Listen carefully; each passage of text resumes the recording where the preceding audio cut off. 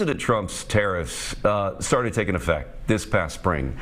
A lot of businesses that relied on global trade, manufacturing overseas in China, were left facing some unexpected costs. Could they even bring their products in, especially for small businesses? And that included Rochester-based Busy Baby. But instead of folding, they got creative, they pivoted a bit, they expanded a bit. So joining me now is the founder, Beth Behnke, military veteran turned entrepreneur. Thanks for joining us today, Beth.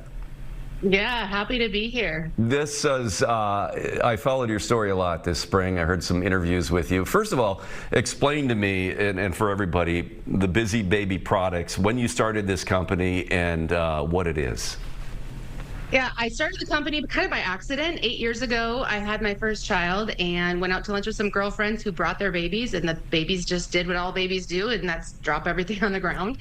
So I went online to try to buy something that would be a clean place for my son's food when we went out to eat, and then also keep his toys off the ground. And, long story short, it didn't exist, so I created it. And now 8 years later, here we are. I have a line of 8 patented products that are all designed to keep babies' things within reach and off the ground. Yeah, and I know when I heard this past spring when these tariffs were taking effect, you had your next shipment of products, that these are manufactured in China, partially because you don't have that manufacturing capability in the U.S. And to create that would take years to try to get to where we can make that.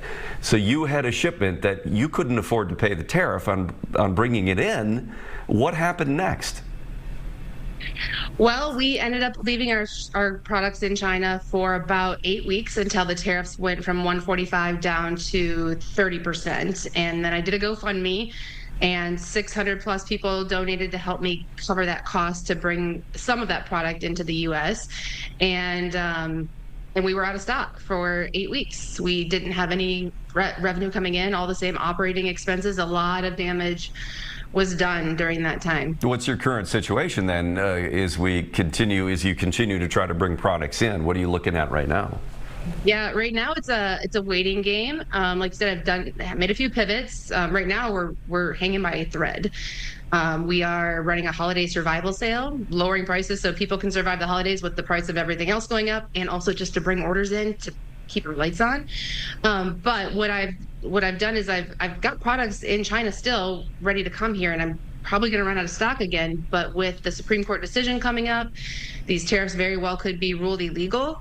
I don't want to risk sending it, paying a 20% tariff, and then hoping to get my money back.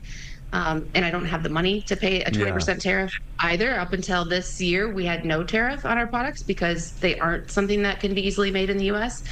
But I've pivoted to international distribution. So we have been now selling in South Korea. I just sent my first order to Czech Republic, and it looks like I'll be getting a PO soon for the UK and the EU.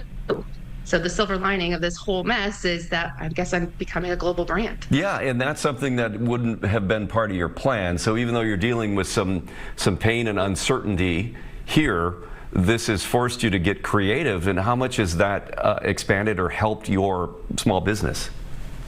Well, I mean, it was part of our plan. We started 2 years ago to try to expand internationally and realized how really, really hard it is because every different country has different safety standards, different requirements.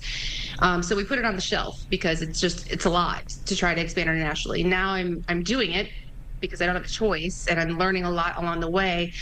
Part of that expansion is those other markets are much smaller than the U.S. We start out very small. We build a relationship with a distributor, and then they test their market, and then eventually that will grow and hopefully be significant. But right now, it's just a teeny tiny, bit of income that hopefully we can survive until things normalize and then really expand even more. Yeah, so what's your message now? I mean, I know you're careful not to get in a political debate. You're talking about this from the standpoint of a entrepreneur and small business owner. What is your message to lawmakers, et cetera, about where you hope things go?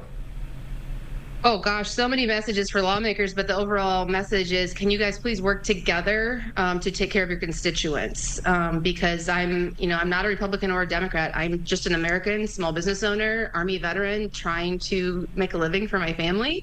And everything that's going on in the government is really having a negative impact. My husband's a crop farmer, so we've kind of got hit on that side too.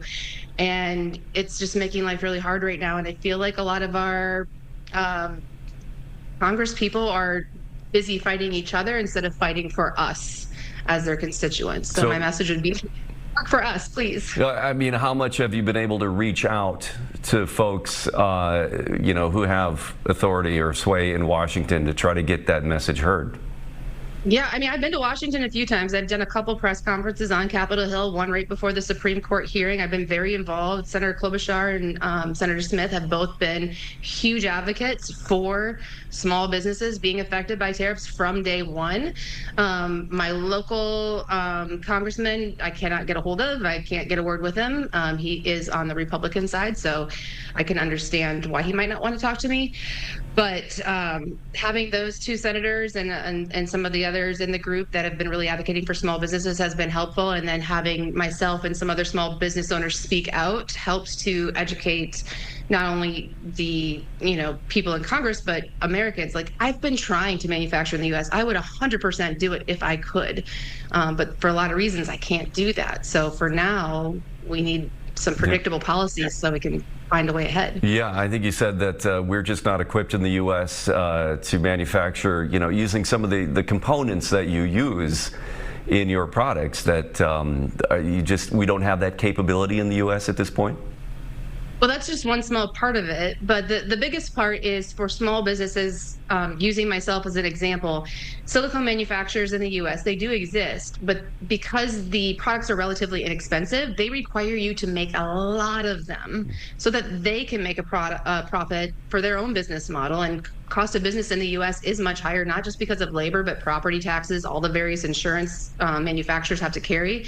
So the manufacturers in the U.S. want me to produce 1 million units, and I maybe do, tens of thousands. I just am too small for the business models to work together here in the U.S. All right. Well, you said you're kind of hanging on by a thread right now. I mean, what does the next 6 months look like to you? I'm just going to keep having faith and hope and pray that we get through this. I honestly don't know. I really don't know at this time. All right. Well, thank you for the update. Again, I've been interested in your story over the last 6 months because you are a microcosm of people that kind of get, again, trying to stay non-political about this, but sort of get caught up in feeling the effects of this, regardless of where you stand on the political issues, that you're dealing with this on the ground as an entrepreneur. Yeah, and it's hard to have a business plan when everything keeps changing. Yeah, well, that's quite the education that you've had just this year. Thank you so much. Best of luck with this. What has become a very successful entrepreneur story, and now kind of trying to mount these challenges here that threaten that success. Yeah. Thanks for having me. Beth Behnke with Busy Baby in the Rochester area. Thank you. Have a good holiday weekend. You too. All right.